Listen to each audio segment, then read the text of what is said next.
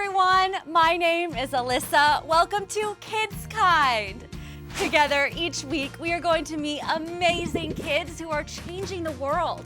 Follow along with me as we hear their stories, learn new things, and then we're gonna hit the streets and meet the kind kids of New York City. First up, our friend, 11-year-old Jonah. Whoa, do you see that? He can crochet so fast. Jonah uses the money he makes from his crochet designs to help families across the world. And while you guys say hi to Jonah, I'll try my hand at crocheting. Jonah is an 11-year-old genius when it comes to a needle and yarn. Hi fellow crocheters, today in this tutorial I'm going to show you how to make these adorable baby shoes.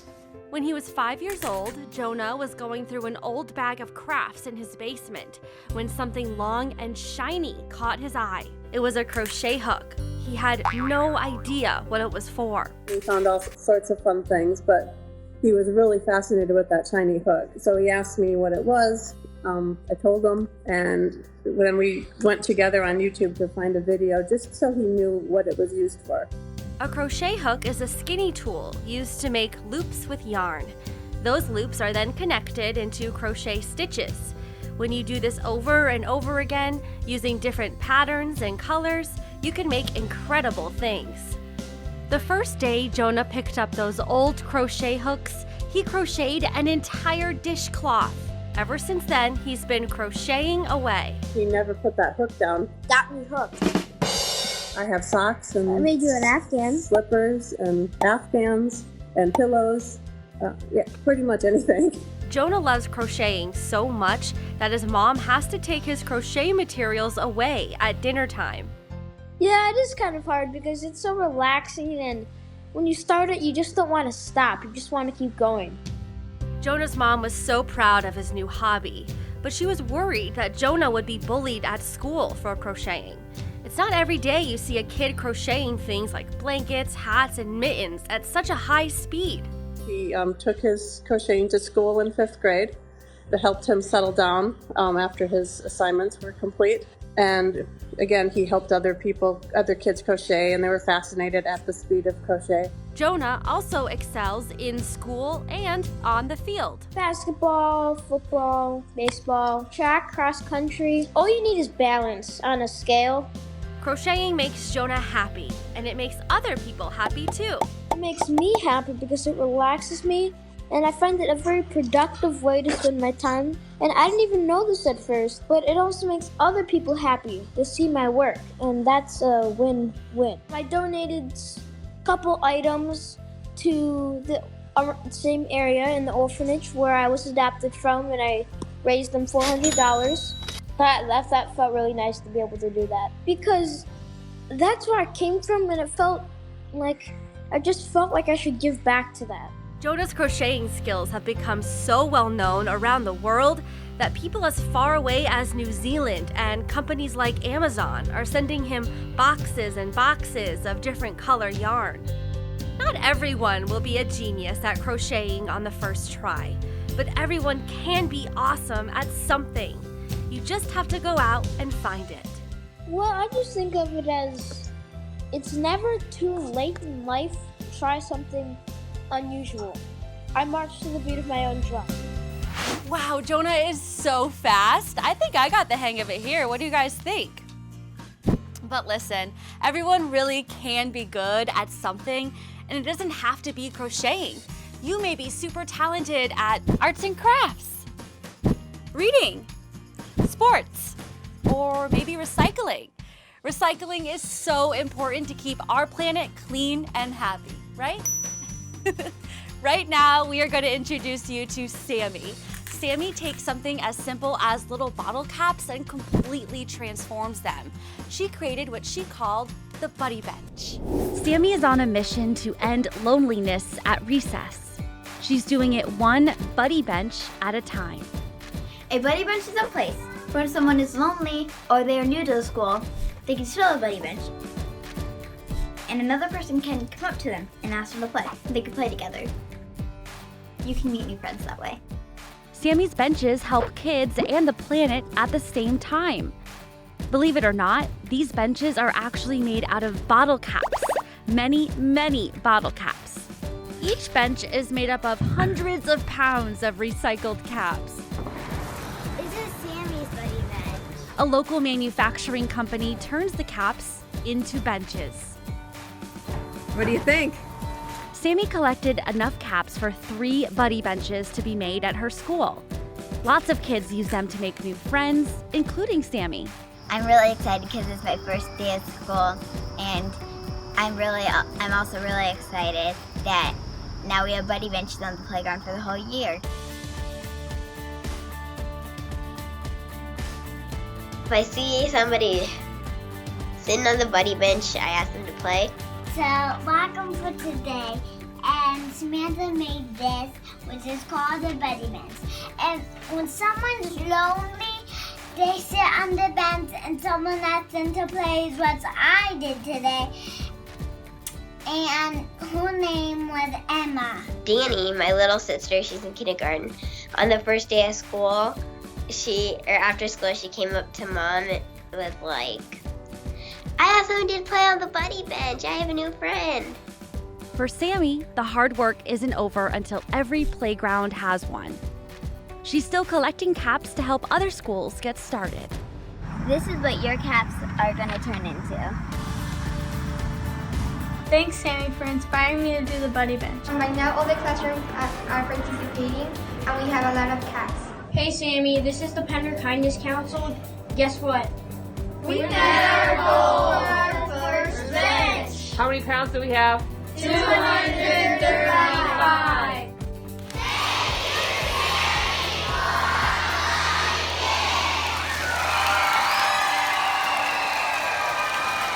Thanks to Sammy, kindness is catching on. Always be kind, people. You don't just have to be an adult to make a difference. You could be a kid too. You can get a buddy bench at your school too. To learn how to get started, ask your parents to help you go to Sammy's website. Sammy's buddy bench invention was awesome. An invention is an idea that can help make the world a better place. Have you ever thought about inventing something? 13-year-old Ella has. She created something that makes hospitals a little more fun. My name is Ella Casano, and I invented the Medi-Teddy. Ella is a kid inventor. She came up with Medi-Teddy to make the hospital less scary. When a patient gets their Medi-Teddy, this is what they will receive. Then the doctor or nurse will take their IV bag and slip it into the pouch in the back. From the front, the patient sees a friendly stuffed animal rather than a bag of medicine. Well, through the mesh back, the doctor and nurse can check to see how much medicine is left. Some kids have to get medicine or blood from a bag to be healthy. I have a platelet disorder called ITP, which means that without the medication, I have a high risk of bleeding or bruising. I've had to get IVs every 6 to 8 weeks since I was 7. The most intimidating part of the experience has been the big bag of medicine that hangs in the IV pole, and there's nothing really that has been invented to conceal that or make that part of a patient's experience more bearable. An invention starts with an idea that someone comes up with for the very first time. Like when inventors created the light bulb. The original one, the very first one that I made in 5th grade, I actually used a stuffed penguin. But then we decided to change it to a teddy bear to match the name. The next step was coming up with what she wanted her invention to look like. I told my mom what I wanted it to look like, and she drew it. It needed to have a long back because there are different types of IV bags and some of them are really long. As I was drawing, she would say things like, no, make the ears lower, or no, it should have a smile. I definitely kind of had a vision, and I was just drawing, I was like a sketch artist. Then builders helped bring Ella's vision to life. Medi-Teddy is already helping other kids. The doctor or nurse will then spike the bag as usual through the ports in the bottom. I'm not actually going to do it. And then they will hang up their Medi-Teddy on the IV pole. Yeah, that's the front, that's the back. Doctors love Ella's invention too. She's raising money so that other kids can get them for free. My goal is that every child who wants a Medi Teddy is able to have one. Inventions can help make the world a better place. The possibilities are endless. If you have an idea, you should do something about it. Because if I had just kept Medi Teddy to myself, it never would have become so impactful. We can't wait to see what you come up with. I think I have a few ideas for an invention. Let's see. Okay, how about an everlasting fidget spinner or invisible homework? I'm sure your teachers would love that. There are unlimited possibilities. We could also invent caterpillars out of paper towel rolls. Here is a great project you can do right at home. And what's even better about making something yourself is that you can give it away to a friend. All you need is a paper towel roll, a glue stick, a pair of scissors, tissue paper, the more the better, different colored pipe cleaners, and a marker. First, you want to cut up the tissue paper in different pieces. After you get a good amount, it's time to glue them to your paper towel roll. We made ours super colorful. Then you can simply wrap the pipe cleaners around the bottom like this to make legs.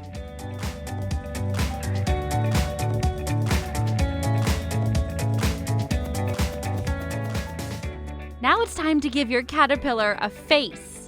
All you do is draw a face on a piece of paper, then glue it on. And bam! Look at that! We just made the cutest little caterpillar. I think I'm gonna give mine to my best friend. Who would you want to give yours to? I don't know about you, but all this talk about inventing makes me ready for bed. I think it's time for a bedtime story. Do you like to read? I know two sisters named Zaria and Haley who love to read. And right now, we're gonna meet them and see how they're reading to kids all over the country.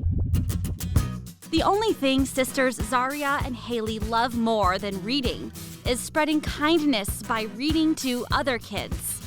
Here's what could have happened if you were born away down south in New Orleans in the land of dreams a long, long time ago. Every night, Zaria and Haley read a book live on Facebook and Instagram. They read to kids who may not be able to read a book with their family at night. We get the opportunity to read all the time and other kids don't, so we want to make sure that other kids can too. So we're starting off with them. Haley says her favorite part is getting to show her personality. I love my white shirt. Every week, they pick out new, interesting books to read. We go to our public library. And sometimes we just get a book from our little library that we've got right behind us. And when we go to the library, we usually pick books with kids in there and try to do all type of topics that kids will be interested in. And we like to show diversity when we read, so we like to look for those type of books. We like going to the library because it's peaceful there and there's a bunch of books. It's like heaven there. The sisters are sharing their love of reading around the world. They're collecting hundreds of books for kids in Ghana. We're raising $5,000 to help build a library for the kids. And at a school, the school we adopted, and we're also raising 500 books. Yeah. So we can build their library.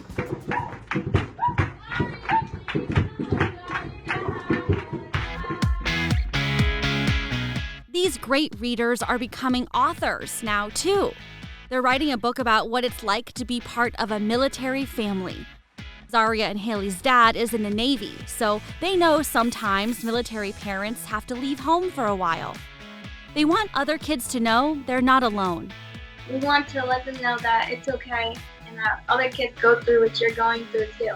When your parent leaves or don't come back for a while, we write letters to him or email him when he's away. or we'll just FaceTime.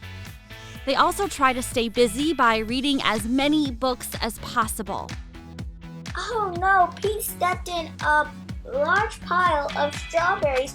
What color did his shoes turn? Reading is fun because we can learn about new people, places, and things. These sisters make it even more fun by sharing their love of reading with everyone. Thank you. Okay, you guys, right now my friend Jillian and I are standing in front of a library. You could probably find one of these right in your own hometown. Inside, there are hundreds of books, just like what Zaria and Haley had. But before you can take out a book and take one home, you're gonna need a library card. So come on, let's go.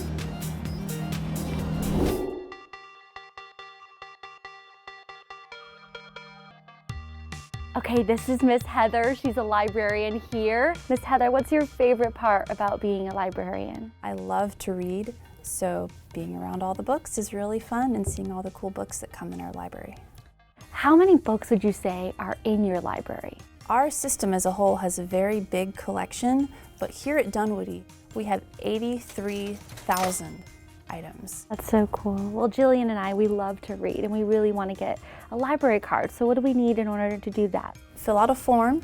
It doesn't take too long, and we would need your photo ID and proof of current address. So if Jillian wanted to get one, what does she need? You would need your grown-up here, and who would have to sign the form for you, and they would need to bring in their ID and proof of address. Okay, well thank you so much, Miss Heather. We can't wait to get reading. Guys, I want you to meet Clark. What do you think of his bow tie?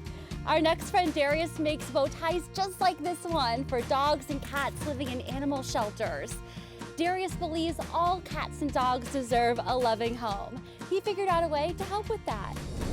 Hi everyone, it's Sir Darius Brown here, and where am I? I am here at the Detroit Animal Care and Control Center here in Detroit, Michigan.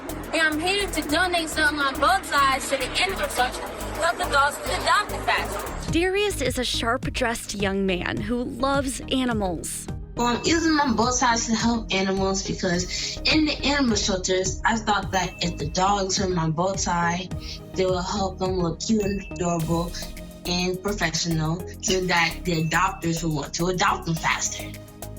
He makes bow ties and brings them to animal shelters. He puts them on cats and dogs to make them look even more adorable than they already are. I love making bow ties, and bow ties help you look dapper, classy, and professional. Darius buys fabric of all different colors and patterns. Then he uses a sewing machine to form a bow tie. After the bow ties are made, he heads to a local shelter to drop them off. So what I do when I put a bow tie on a dog, I get to see what they look like, their personality, and how they act. He's already helped so many dogs and cats get adopted. Darius says he doesn't like when a dog or a cat is in a shelter for a long time. I just got very upset, and it made it my mission to help as many dogs as I possibly can. He decided that giving them a little pop of color or print will make them more appealing to humans. He has a lot of fun along the way. Darius is making a positive change in the world by helping dogs and cats find their forever homes. I couldn't be more proud of Darius, from overcoming everything that he's faced as a little child to now being the young man that he is. He's such a positive person, and he's spreading that love and joy to people around him and now to the world. Okay, you guys, right now we are in Times Square, New York City. There are thousands of people all around us, and we're about to ask some kids, just like you, what kindness means to them. Let's go!